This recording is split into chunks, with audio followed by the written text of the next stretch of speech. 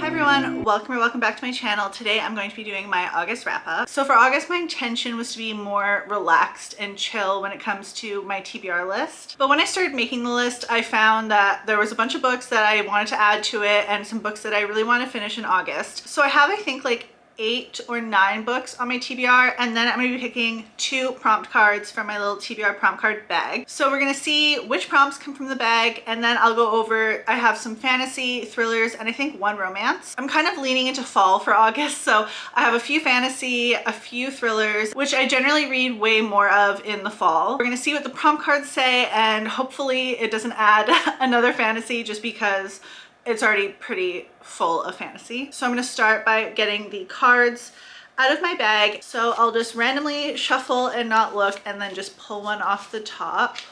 So this one says, read a book that is set in the past. I feel like I had this one pretty recently, and I think I picked the newest Olivia Blake that came out a few months ago, but I didn't end up reading it. So I might just re-add that one to the list and finally get around to it. Okay, so that one is Gifted and Talented, and this one is my Fairyloot edition. So it has the edges and the pretty cover. If I remember correctly, this is about 3 siblings, and their dad or their grandpa has like this huge fortune. He runs this intense company, and then when he passes away, they are left with the inheritance. However, I think they have to like win something in order to get their version of inheritance. And then they're also electrokinetically and telepathically gifted children. And then it says, on the pipeline of gifted kid to clinically depressed adult, nobody wins. So I think I'm just gonna re-add this one to my August TBR and hope for the best. Okay, now I'm gonna pick my second card off the top,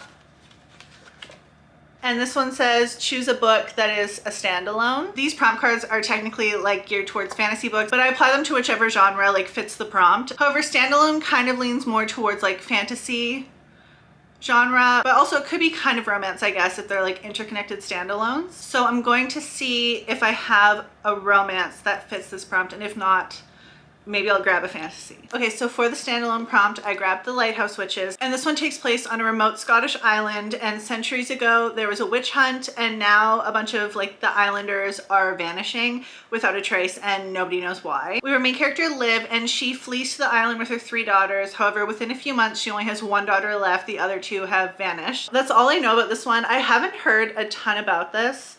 I don't know if I'm just like living in a bubble, but I haven't really heard a lot about this, but it sounds really interesting and I've wanted to pick it up for quite a while. So I'm excited to finally get to this one. Okay, so first up, I'm going to do the romance, and this one is Zom Rom-Com by Olivia Day, and I'm really looking forward to this one. It comes out on August 5th. I love Olivia Day's books. I haven't read all of them, but the ones that I have read, I absolutely loved. So this is a paranormal romance, and we have our main character Edie, and where she lives, they're having their first zombie breakout in 2 decades.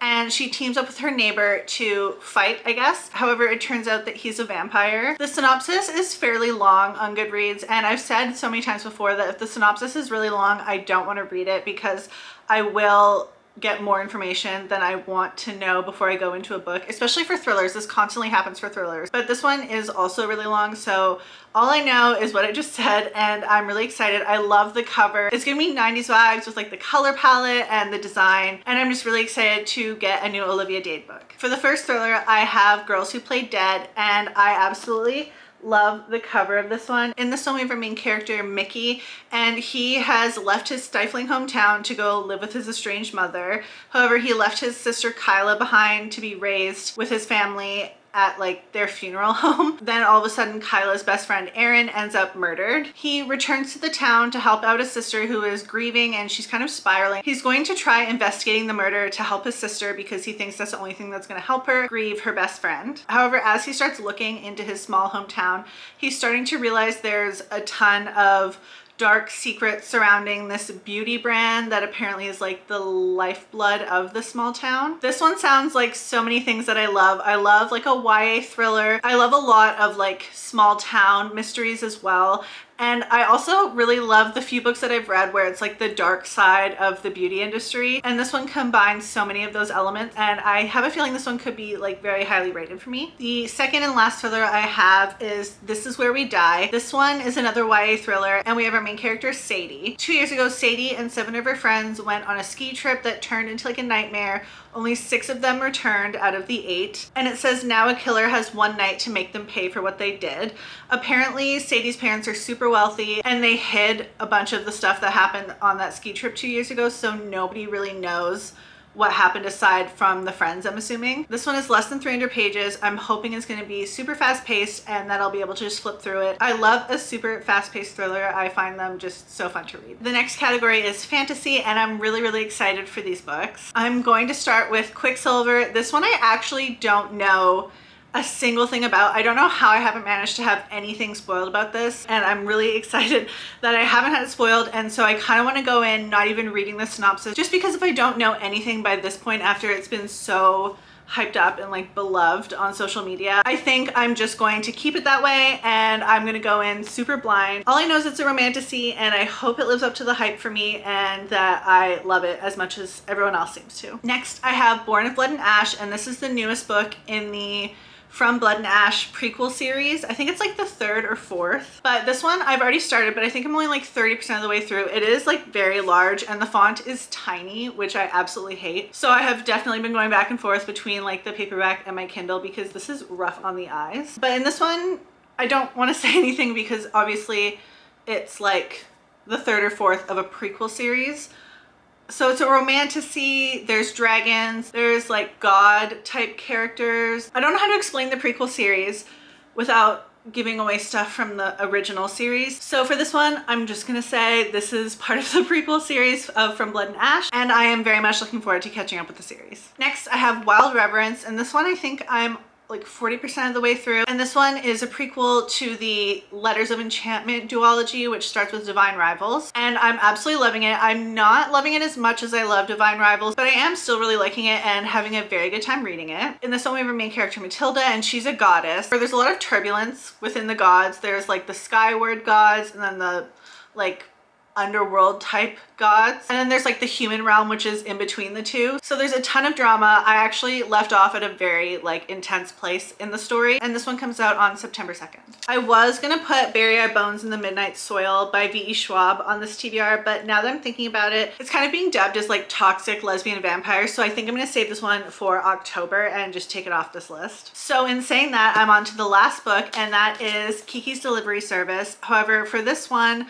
I'm going to be using this copy because I really want to annotate it. I've never read it, but I have seen the Studio Ghibli movie like a million times. I am very much looking forward to reading it for the first time. It's very short. This copy is my Fairyloot copy, and it's one of my most prized possessions. I absolutely loved it. I love the sprayed edges and just everything about it. If you don't know what Kiki's Delivery Service is about, it's about a 12-year-old witch named Kiki, and she's about to leave her home, leave her parents, and go off on like her first witchy adventure type thing. I forget what it's called, but in this world, when witches turn 12, they have to go off and like help a village. They can choose any village or city that they want, and they just have to kind of like help it somehow. So in this one, she ends up going to a city and she starts to deliver things for people in the city as her way to help. So that stuff is from the movie, but I'm pretty sure it's very similar to the book so far in that like short little synopsis. And like I said, I'm just super excited to read it and annotate it. I definitely want to do it before the summer is over, just because